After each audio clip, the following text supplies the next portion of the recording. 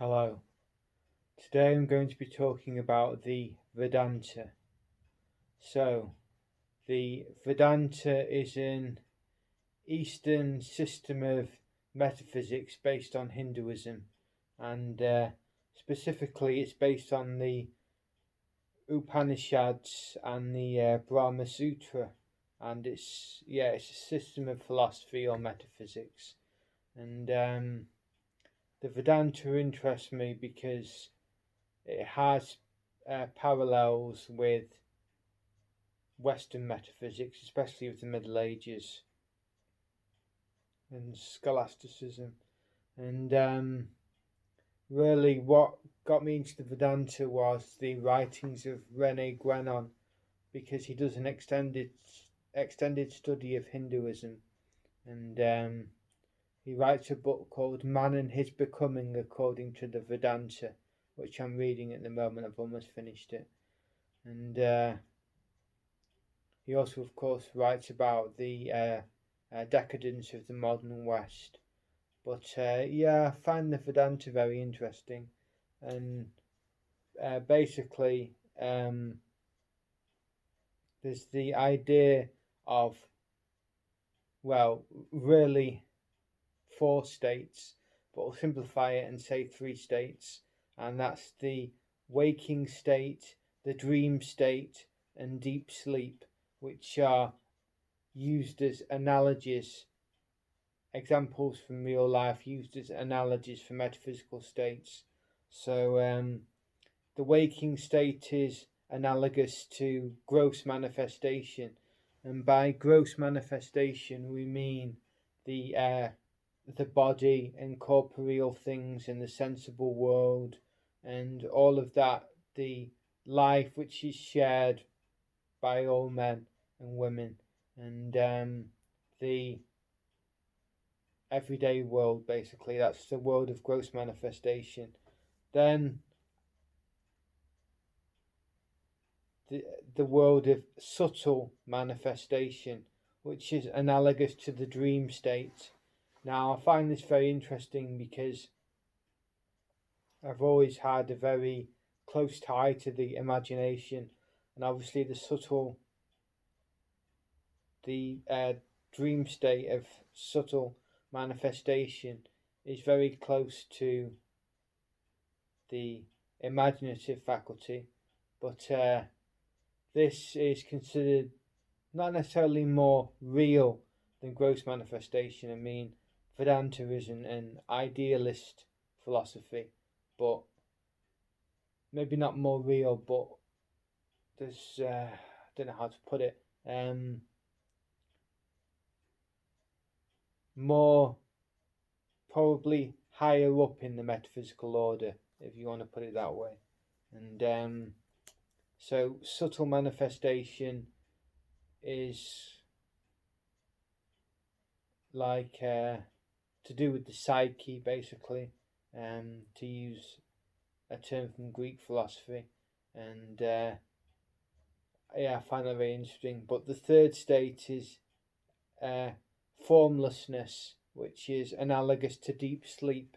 And if you consider deep sleep in that state, it just passes you by completely. It's outside time from the subjective point of view, and it's very, very interesting. And the idea of formlessness is that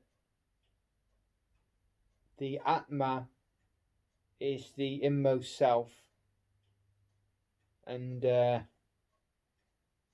when you get higher up in the metaphysical order, then you reach a state of formlessness, not on the individual level, just on a general level.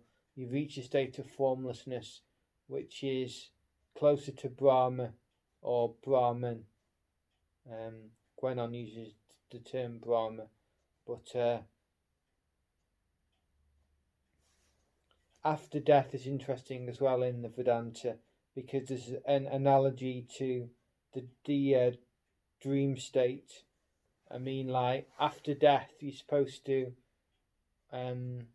obviously all the faculties shut down, and you enter, to a certain extent, the subtle state, so like a dream state almost, and there's various things can happen based on your level of awareness during life, and like your either ignorance or not enlightenment, that's a Buddhist term, ignorance or knowledge basically, or, yeah, I could call it knowledge. And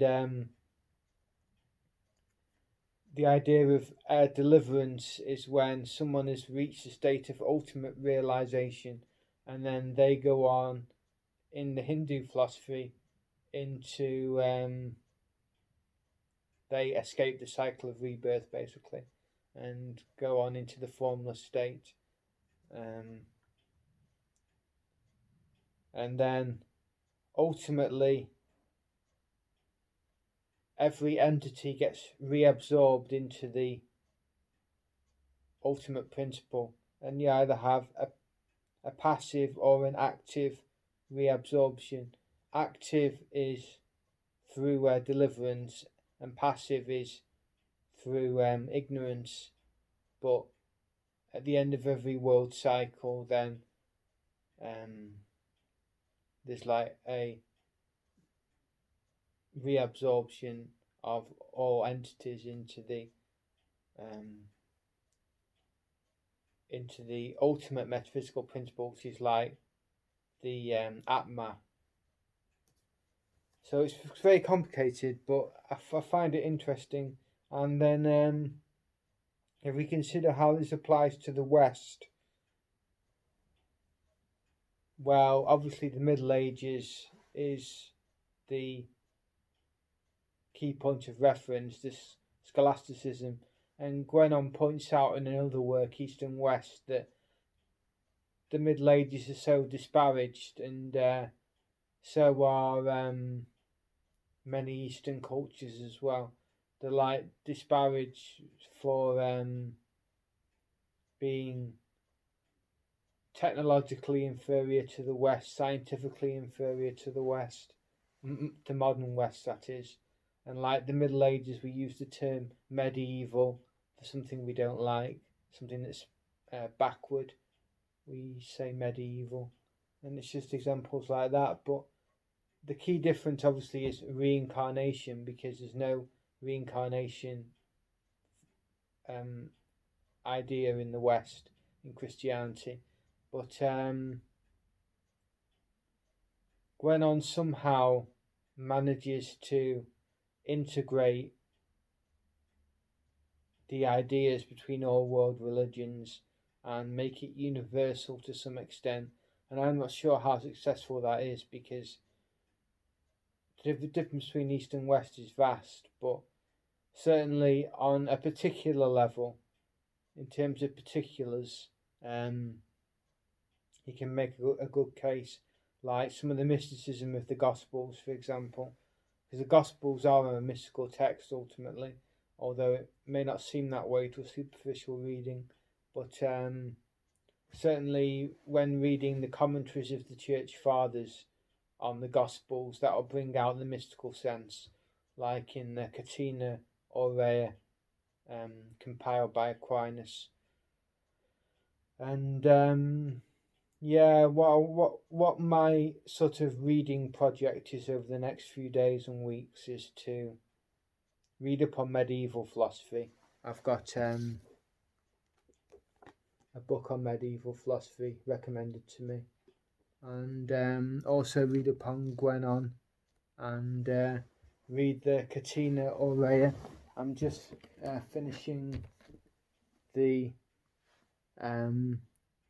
Luke Catena Aurea, so there's that as well. And here's a book by Gwenon that I'm reading, East and West. So I've got quite a lot to be getting on with at the moment, plus all my music as well. And Manchester has just had a renewed lockdown, so it gives me plenty of time to read. and to study. So I'm looking forward to that. But yeah, I really want to find out more about the Vedanta and how it applies to the West, and the whether you can extract universal spiritual principles from world religions. Because I got into religion through the East back in 2001. I actually bought the Upanishads before I bought the King James Bible, so um, my interest, I suppose it started at school with Buddhism. We had compulsory Buddhism classes, and that's what started my interest, perhaps, or maybe it goes a bit earlier than that. But yeah, so I thought I'd give those thoughts on the Vedanta, and I hope you enjoyed listening to this.